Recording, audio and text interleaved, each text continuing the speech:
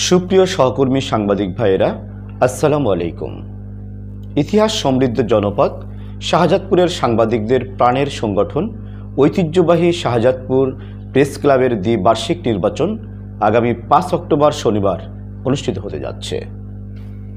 এই প্রথম উৎসবমুখর পরিবেশে সাংবাদিকদের প্রত্যক্ষ ভোটে অনুষ্ঠিত নির্বাচনে আমি এম এ জাফর লিটন সভাপতি প্রার্থী হিসাবে আপনাদের ভোট ও দোয়া কামনা করছি।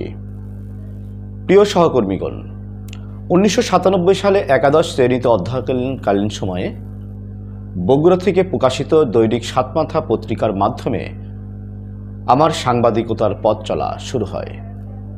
এরপর 1998 সাল থেকে জাতীয় দৈনিক সংগ্রামের মাধ্যমে এ পেশায় নিজেকে আত্মপ্রকাশ করি। 2012 সালে আমার সম্পাদনায় সাপ্তাহিক উত্তর দিগন্ত পত্রিকাটি এই শাহজাদপুর থেকে নিয়মিতভাবে প্রকাশিত হয়ে আসছে। এরপর ষড়যন্ত্রমূলকভাবে রাজনৈতিক মিথ্যা মামলায় দীর্ঘ 22 দিন কারাভোগ করি। 2015 সালে সুনামধন্য জাতীয় দৈনিক জায়জাদিন পত্রিকার সাথেও সম্পৃক্ত হই। এরপর থেকেই সাংবাদিকতাকে আমি এনজয় করছি। সুপ্রিয় সাংবাদিক বন্ধুগণ, স্বাধীন সার্বভৌম বাংলাদেশের একজন নাগরিক হিসাবে আমিও একটি রাজনৈতিক মতাদর্শে বিশ্বাসী। তবে সুদীর্ঘ সাংবাদিকতার পথ চলায় দল, মত, জাতি, ধর্ম, বর্ণ নির্বিশেষে স্বাধীন ও নিরপেক্ষভাবে সাংবাদিকতা করে আসছি। মানুষ হিসাবে আমি ভুলের ঊর্ধ্বে নই। বিগত বছরগুলোতে আমাকে রাজনৈতিক ও ব্যক্তিগতভাবে অনেকে অপছন্দ করলেও আমার সাংবাদিকতার নীতি, নিরপেক্ষতা নিয়ে কেউ কখনো প্রশ্ন তোলেনি। আমি অসাম্প্রদায়িক ও সকল মত ও পথের প্রতি শ্রদ্ধাশীল। সহকর্মী সাংবাদিকদের সাথেও বিভিন্ন সময় মতের অমিল হলেও বিশ্বাসের জায়গায় কোনো ঘাটতি হয়নি। নীতি, নৈতিকতা ও আমানতদারিতায় আমি সবসময় সচেতন।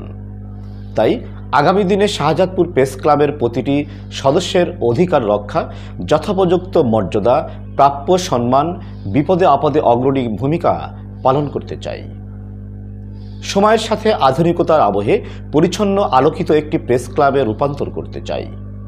এজন্য প্রয়োজন আপনাদের মূল্যবান ভোট ও পূর্ণ সমর্থন। তাই অতীতের মতো একজন বিশ্বস্ত সহযোদ্ধা হিসাবে, আগামীর সেবক হিসাবে সুখে দুঃখে আপনাদের পাশে থাকতে চাই।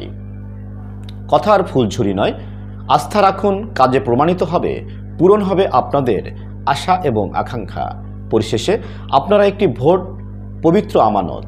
এই আমানতকে আগামীতে একটি সুন্দর আলো ঝলমল প্রেস ক্লাব বিনির্মাণের কাজে লাগাবেন। এ আমার প্রত্যাশা।